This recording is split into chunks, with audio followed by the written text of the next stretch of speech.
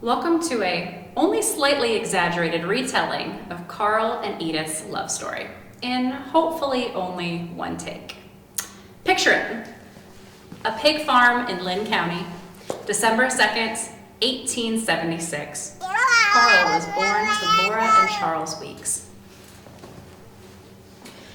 The Weeks family moves into a sod house in Kansas in 1880 after they sadly lose their pig farm after an outbreak of hog cholera. A few years later, the Chamberlains, who was Carl's maternal uncles, moved the family back to Des Moines to assist them with their mounting financial troubles. Hi, Carl.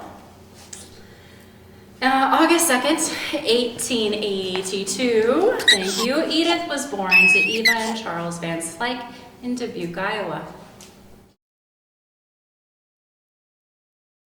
Hi, Edith. Welcome. So in 1888, the Van Slyke family moved to the best city ever, Des Moines, Iowa. That's right. That's right. Well, in 1882, Carl earns his pharmacy certificate from Highland Park College at the young age of 16. Good job. And then in 1899, Edith graduated from North High School and prepared to go to college, which was very progressive for a young lady at that time. Go girl.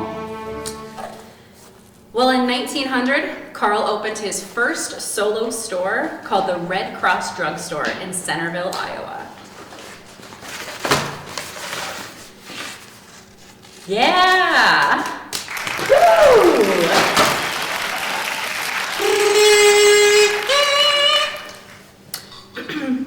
Then, in 1903, Edith graduates from the University of Michigan with a bachelor's degree in art history. Good job. So, in September 1904, Carl meets Edith. Per family lore, Carl is said to have spotted Edith while visiting the pharmacy of a friend. As it was improper at the time for an unattached man to approach a single female, Carl asked his friend to make introductions. And,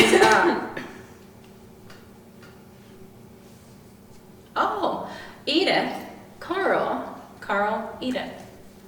The two started courting soon after that. Later, Carl wrote, "One Sunday morning in September 1904, I met a young and, to my mind, an exceedingly good-looking woman. Right then and there, I decided that if I had my way about it, we'd be married before long. A few weeks after I made her acquaintance, she told me she was going to spend the next year in Europe. I did some thinking and said, I'll pay you a visit over there. In April the following year, Edith set sails on the U.S. Republic White Star Line from New York to Europe.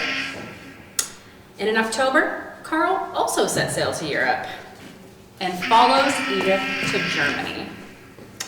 The two met under Raphael's Sistine Madonna in Dresden. Now, Carl had planned to spend that Christmas with Edith in Berlin, but was unfortunately kicked out of the country due to a not current travel visa. I am so sorry, Carl. It's really too bad. Per family lore, Carl was said to have sold everything he had except for a few stocks to follow Edith overseas and make her his wife. You really love her. It's really sweet. Well, in March of 1906, Edith returns to Des Moines from Europe. In June, Carl begins construction on a residence at 38th and University. The house cost him $2,000 and can still be seen there to this day.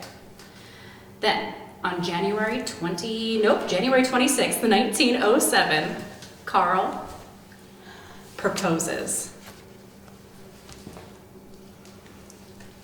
Aww. That's so beautiful. Ugh.